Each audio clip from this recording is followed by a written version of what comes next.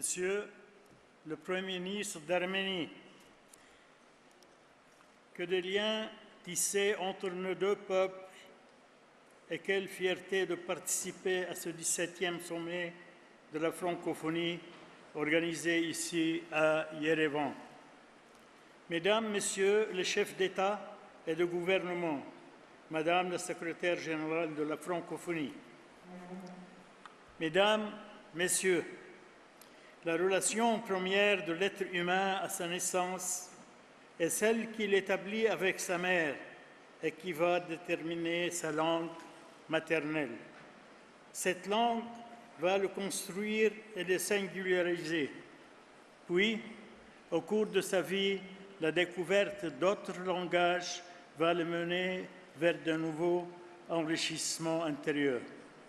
Pour moi, chaque langue est un être dans l'être. En connaître plusieurs, c'est se multiplier. Et j'estime que dans mon pays, le franco-libanais est presque une langue originale de plus.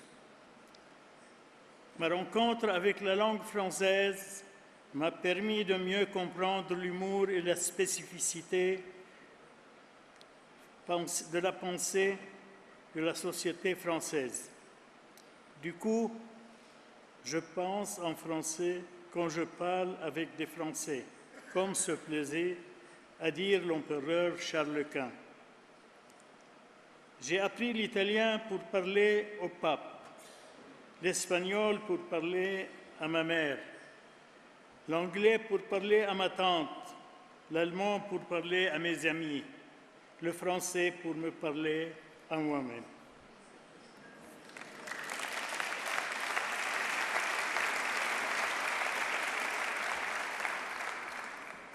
Le vecteur de la langue est le pont idéal pour relier différentes cultures et identités. Ainsi, au-delà de l'amour pour la langue française, la francophonie a pour objectif l'intensification du dialogue des civilisations, le rapprochement des peuples par leur connaissance mutuelle. De ce fait, la présence de la francophonie au Proche-Orient ne fait qu'affirmer cette solidarité avec la langue et la culture arabe. On fut témoin le 9e sommet de la francophonie tenu à Beyrouth en octobre 2002 et la 6e édition des Jeux de la francophonie en 2009. À l'heure où de partout surgissent des forces autoritaires, identitaires, qui n'hésitent pas à flatter le sentiment d'exclusion et d'ostracisme. Plus que jamais, la francophonie doit affirmer sa mission de vivre ensemble. Aussi, le thème qui nous réunit aujourd'hui me semble essentiel. De par sa société et multiconfessionnelle, le Liban est un monde en miniature. Après des années d'épreuves, nous avons réussi à dépasser les tentations de vivre en soi. Le vivre en commun est notre volonté à tous. L'homme est l'ennemi de ce qu'il ignore et de ce qu'il méconnaît. Percevoir l'autre avec ses différences et ses ressemblances permet la coexistence.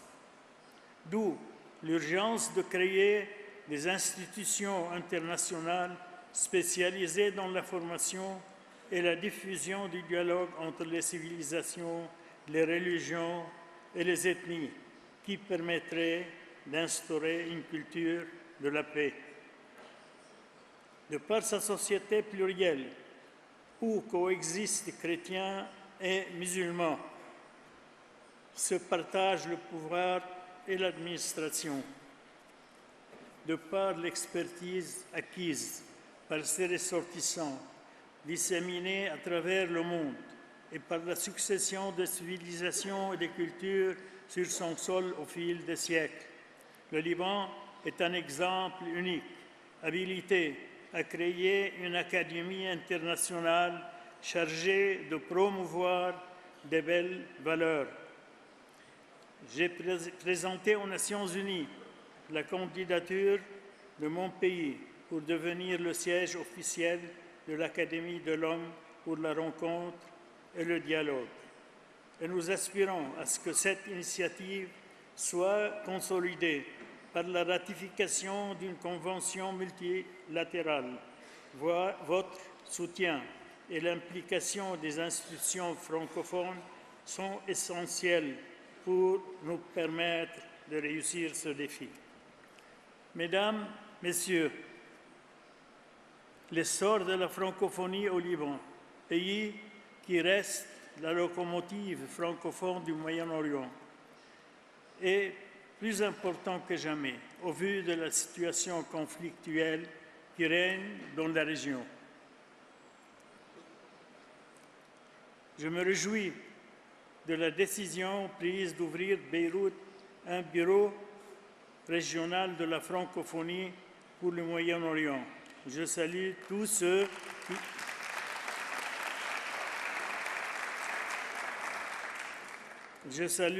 ceux qui ont contribué à cette décision en leur promettant l'appui nécessaire pour soutenir la mission de ce nouveau bureau.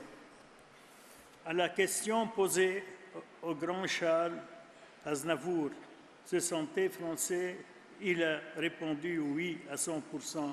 Et s'il se sentait arménien, il a dit oui à 100%. Une preuve de plus que le multiculturalisme a du talent. La disparition de ce défenseur de la langue française qui nous a laissé des chansons immortelles a affecté les Libanais qui le considéraient comme un des leurs. Perdre une langue est pour moi aussi douloureux que perdre un être cher. Aujourd'hui, la langue française perd son âme sur les réseaux sociaux. Les phrases sont déconstruites, les mots phonétiques et l'orthographe défunts. Veillez à ce précieux héritage et le transmettre aux générations à venir est de notre devoir.